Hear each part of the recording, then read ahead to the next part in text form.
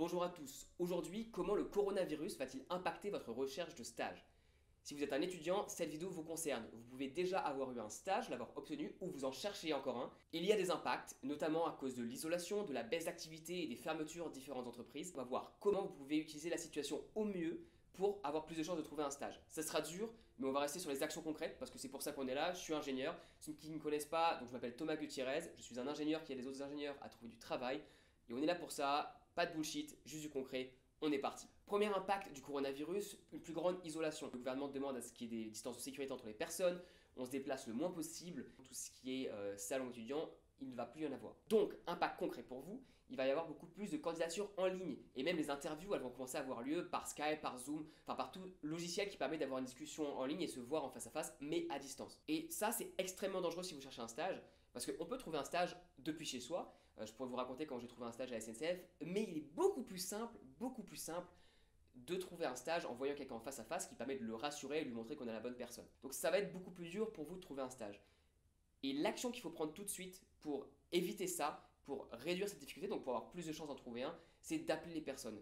Oui, écrire un email c'est plus simple. Donc c'est maintenant, encore plus qu'à n'importe quel autre moment, que appeler la personne, un recruteur, un futur manager, va faire la différence entre vous et tous les autres candidats qui maintenant vont plus y aller en face à face, mais qui vont envoyer des emails. Donc si vous téléphonez, vous avez un avantage. Ça, c'est la première action. La deuxième action, c'est que là, l'école va être fermée. Donc vous êtes en école d'ingénieur, c'est fermé, très bien. C'est le moment de se concentrer sur préparer, finir tous vos documents. Si vous n'avez pas encore fini votre CV, c'est le moment. J'ai fait des vidéos, je mettrai le lien en description sur comment faire un bon CV étudiant.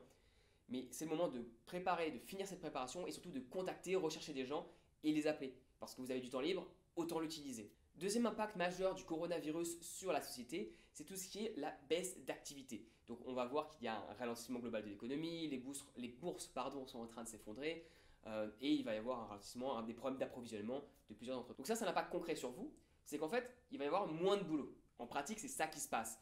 Et les stages, c'est quoi? C'est on cherche à donner des missions à faible valeur ou à moyenne valeur à des jeunes pour leur donner une chance qu'ils puissent commencer à connaître l'entreprise.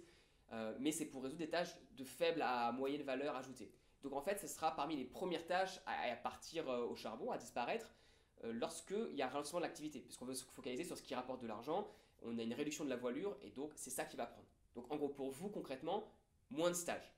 Et donc si moins de stages, moins d'offres, bah, il y a toujours le même nombre de demandes parce que vous êtes tous des étudiants à chercher un stage, donc ça devient plus dur, c'est normal. Vous allez aussi avoir des freezes, des gels des embauches, et donc des gels des embauches des stages aussi qui vont avoir lieu, notamment pour les entreprises de taille moyenne, puisque les entreprises de grande taille vont faire leur maximum pour garder cet approvisionnement. Mais actuellement, tout est difficile, tout est compliqué pour les entreprises, donc ce sera beaucoup plus dur pour vous de chercher et de trouver un stage. Et c'est là où il y a une action différente à faire de votre côté pour avoir plus de chances de trouver un stage, et c'est quelque chose qui n'est pas du tout intuitif, mais c'est que les personnes actuellement ont plus de temps libre. C'est le bordel, il y a des fermetures, un ralentissement, mais il y a beaucoup de personnes dans les entreprises qui vont se retrouver avec moins de charge de travail tout de suite, maintenant, à cause de cette inquiétude, à cause de ce ralentissement. Donc c'est maintenant qu'il faut les contacter, parce que si vous les contactez, vous serez une des seules personnes, elles auront plus de temps pour vous répondre, plus de temps potentiellement pour répondre au coup de téléphone que vous leur avez donné, comme on a dit précédemment. Donc c'est le moment vraiment de focaliser vos efforts et de les contacter. Alors certains seront absents, certains parce que potentiellement ils seront malades, d'autres en isolation, mais tous ceux qui seront là au travail auront une charge amoindrie, donc c'est le moment d'y aller. Deuxième chose moins intuitive, ça peut être aussi l'opportunité d'avoir des approches originales. Par exemple, si vous travaillez en supply chain, donc en approvisionnement en français, c'est le moment de dire que vous êtes vous êtes particulièrement intéressé par ce domaine et que vous avez envie de travailler dans le cadre du coronavirus, de l'impact que ça a au niveau aussi bien français que mondial selon la taille de l'entreprise, et que vous voulez vraiment travailler là-dessus. C'est original, peu de personnes l'ont encore fait. Si vous mettez ça en avant, ça peut faire écho avec la situation de la personne et donc vous avez plus de chances d'être prise au moins à l'entretien. Donc les approches originales, intéressantes par rapport au coronavirus, c'est le moment de le tester. Si vous vous sentez un peu créatif, allez-y, c'est top. Et enfin, la troisième chose, implication directe quand tu cherches un stage, c'est que le réseau est d'autant plus important. Il y a moins de demandes dans les entreprises, donc trouver un stage par des relations que tu connais ou par d'autres personnes, c'est la manière la plus simple et la plus efficace de trouver actuellement. Pour savoir qui contacter, j'ai fait une autre vidéo sur le réseau, quand on est en école d'ingénieur, étudiant, qui contacter, qui sont les meilleures personnes, je te mets le lien en description. Mais pour revenir au sujet, le réseau est encore plus important maintenant en temps de coronavirus qu'avant. Troisième impact, et restez jusqu'à la fin parce que celui-là est notamment pour ceux qui ont déjà un stage ou qui viennent de sécuriser un stage, c'est important de le faire, personne n'y pense, personne ne va vous le dire. Mais c'est une grosse recommandation et ça peut avoir un impact sur votre stage pour le garder. Troisième impact, c'est les fermetures. On a des entreprises qui vont fermer temporairement, il va y avoir des projets qui vont être delayed, qui vont être reportés dans le temps. Et enfin, on va avoir des vols entre les différents pays qui vont être annulés. On va même avoir des conditions de containment. Donc on doit arriver dans certains pays et rester en isolation pendant 14 jours. Donc si on a un stage qui est international, ça peut être assez important comme impact. Pour vous, quand vous cherchez un stage, ça veut dire deux choses. La première, c'est qu'il y a un risque d'annulation de votre stage et il y a un risque de confinement lorsque vous arrivez quelque part. Le risque d'annulation de stage est beaucoup plus grand qu'on ne pourrait le penser.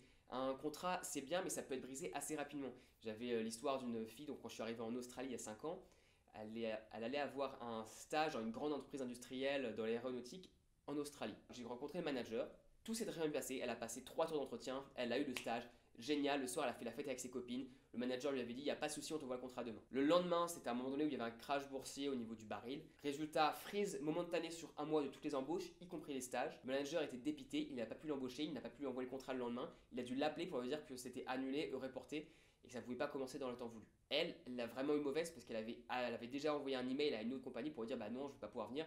Donc elle a essayé de se rattraper et de donc, contacter l'autre entreprise pour avoir un stage avec eux. Mais tout ça pour dire, l'annulation d'un stage c'est possible.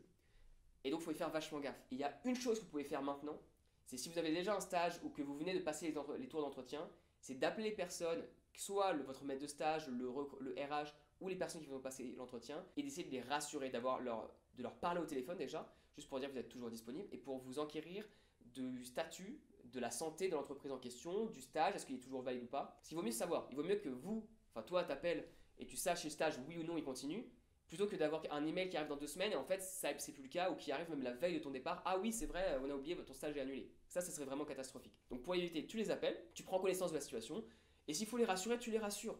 Là, bon, je sais, tu vas me dire que tu es étudiant, pourquoi je devrais les rassurer? C'est facile, il y a deux situations. Soit tu peux te plaindre, soit tu peux agir. Et j'ai toujours été partant de la situation où on agit. Donc si on agit, c'est on fait comment? On prend les devants et on rassure les personnes pour dire qu'on est toujours intéressé, qu'on a envie de venir, quitte à avoir quelques accommodations, je ne sais pas français mais bref tu comprends, c'est-à-dire même s'il faut être en confinement au début ou avoir des mesures spéciales, tu es motivé, tu es toujours là et tu es là pour le faire. Donc voilà, en bref, c'était les 3 impacts du coronavirus au niveau global, c'est-à-dire isolation, baisse d'activité et fermeture, et comment peut vous, à votre avis, à votre échelle, comment est-ce que ça vous impacte et quelles sont les actions que vous pouvez prendre pour éviter justement, pour augmenter vos chances d'avoir un stage et éviter de le perdre. Si vous avez des questions, n'hésitez pas, mettez-les en commentaire. Si vous avez aimé la vidéo, écoutez, mettez un pouce bleu sur la vidéo, ça m'aide énormément pour tout ce qui est algorithme YouTube. Et enfin, si vous voulez me soutenir, j'ai une page Tipeee depuis quelques temps, je ferai une vidéo sur le sujet bientôt dans tous les cas. Voilà, merci beaucoup, à bientôt.